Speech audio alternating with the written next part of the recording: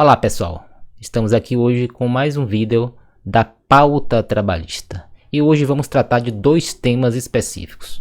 O primeiro é sobre a possibilidade da perda da vigência da medida provisória número 927 e o segundo tema é sobre a perda ou não da vigência do denominado atestado Covid.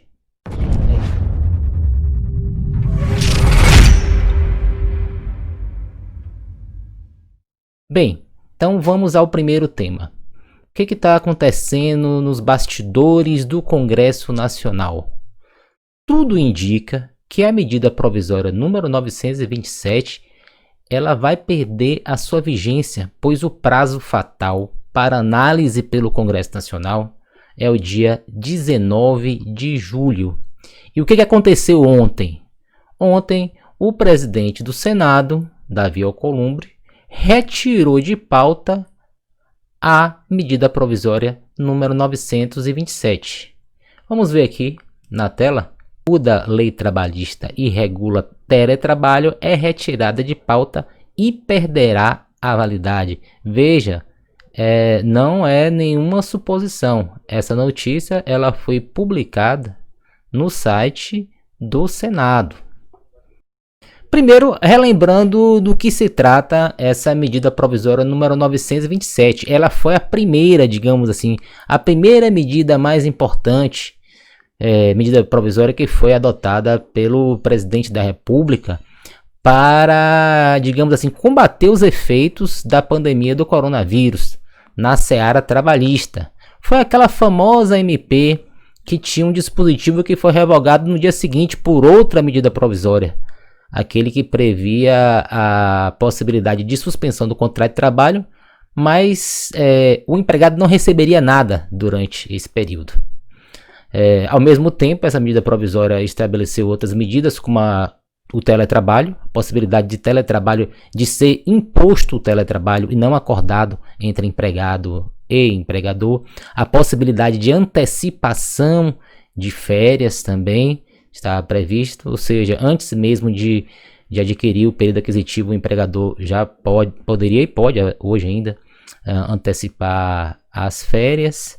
Estabelecia o banco de horas, chamado banco de horas negativo, e também a possibilidade de antecipação de feriados. Esses eram os principais temas, são os principais temas da medida provisória número 927. E o que acontece se essa medida provisória perde a sua vigência, a sua eficácia?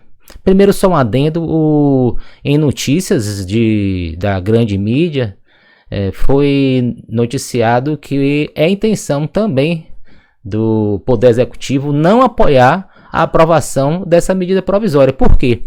Porque foram inseridas algumas emendas nessa MP que aumenta a despesa para o governo federal. Então tudo indica, já que os congressistas não têm interesse em aprovar, nem o próprio executivo está apoiando essa MP, que fatalmente ela perderá sua vigência no dia 19.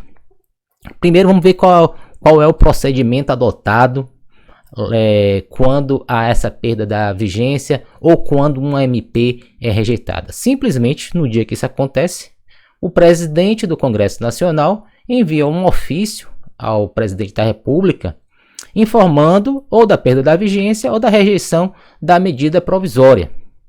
Mas o que acontece com as relações que foram regidas durante aquele período de vigência da medida provisória? A própria Constituição Federal oferece uma resposta para essa indagação e diz que deverá ser editado um decreto legislativo pela comissão mista que foi instituída para apreciar inicialmente a medida provisória. Essa comissão mista se reúne e vai decidir quais seriam os efeitos jurídicos promovidos pela essa medida provisória durante o período em que ela esteve em vigor. As últimas medidas provisórias que foram rejeitadas ou que não foram apreciadas pelo Congresso não teve a edição desse decreto legislativo. E quando isso ocorre, a própria Constituição também oferece uma resposta complementado pelo regimento interno do Congresso Nacional. Quando não há edição desse decreto legislativo, simplesmente, durante o período de vigência da medida provisória, as relações jurídicas que foram, digamos assim, que sofreram incidência dessa regra, elas são regidas e continuam sendo regidas, pelo menos durante aquele período, pelas regras provisórias. Então esse é o principal efeito. Ela não desaparece do mundo jurídico, ela continua existindo, só que com um prazo de validade, ou seja, com o termo inicial e com o termo final. Agora vamos voltar ao caso específico da medida provisória número 927.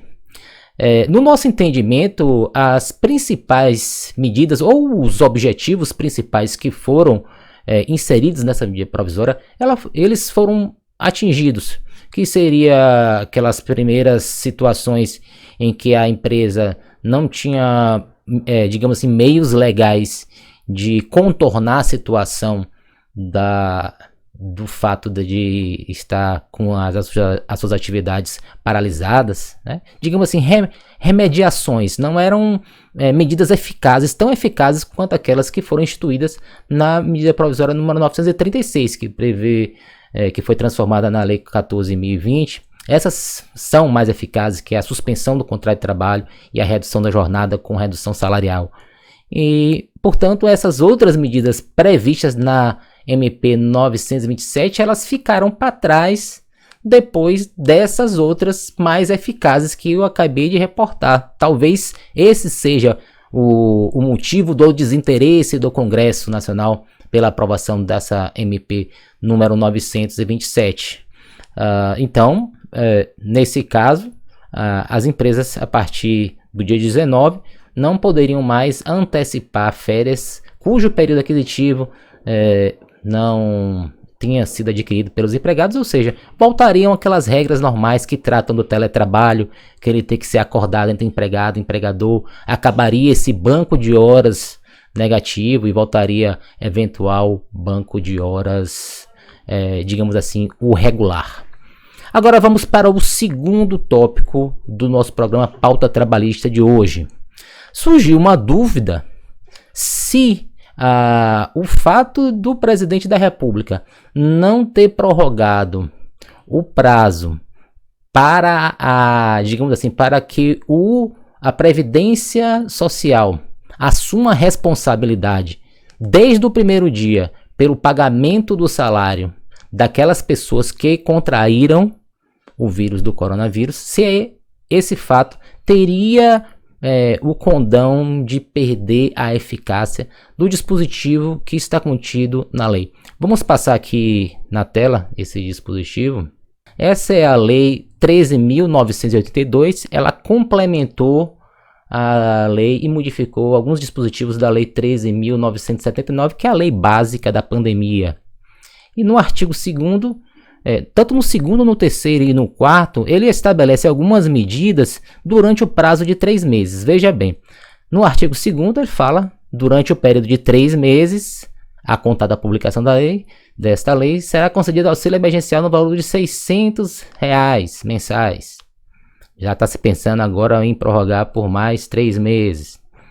Aqui no próximo artigo, no artigo 3º, fica o INSS autorizado a antecipar o valor desses R$ 600 no caso das pessoas que estão requerendo o benefício da prestação continuada, que é o BPC. Então a pessoa complementou os requisitos, então ele vai e solicita esse benefício, onde ao invés de ele receber R$ 1.000, ele vai receber 600, porque o INSS não está tendo condições de avaliar se tem ou não direito. E no parágrafo 4º ele fala sobre o auxílio doença, que atualmente é chamado de auxílio por incapacidade temporária. A pessoa também pode fazer esse requerimento e já fica o INSS autorizado a antecipar um salário mínimo mensal para os requerentes, também pelo período de 3 meses. Agora, no artigo 5º, esse é o mais importante para a nossa área trabalhista. Ele diz textualmente que a empresa poderá deduzir do repasse das suas contribuições à Previdência Social, observado o limite máximo do salário de contribuição ao RGPS, o valor devido nos termos do parágrafo 3º, artigo 60. Esse aqui é que trata do auxílio-doença ou auxílio pela incapacidade temporária. Ao segurado empregado cuja incapacidade temporária para o trabalho seja comprovadamente decorrente da sua contaminação pelo coronavírus, ou seja, desde o primeiro dia e não a partir do 16º dia, como é normal. Só que diferentemente dos demais artigos, esse artigo 5º, ele não tem prazo de validade determinado. Porque no artigo 6º ele fala, o período de 3 meses é que trata o caput dos artigos 2, 3, 4 e equivocadamente o quinto, poderá ser prorrogado por ato do Poder Executivo. O Poder Executivo prorrogou o do artigo 2, 3 e 4, mas não falou nada do 5º. Mas não seria necessário, porque no 5º ele não fala do prazo de 3 meses. Então, essa é a interpretação que nós fazemos. O denominado atestado Covid, que é o atestado que confere à Previdência Social a responsabilidade pelo pagamento do salário desde o primeiro dia para os trabalhadores contaminados, ele ainda está em vigor, porque ele não teve um prazo pré-estabelecido na lei. Ele não necessita de um outro ato regulamentar expedido pelo Presidente da República para que seja prorrogada a sua vigência, porque, como eu expliquei, nos demais casos que foram citados nos outros artigos, o próprio caput já estabelecia um prazo de 3 meses, mas no artigo 5º não há qualquer limitação temporal. Então a gente encerra aqui, resumindo que no caso do atestado Covid, ele está em vigor, apesar de não ter havido uma prorrogação por meio de um decreto do Presidente da República. É isso aí. Bom dia a todos.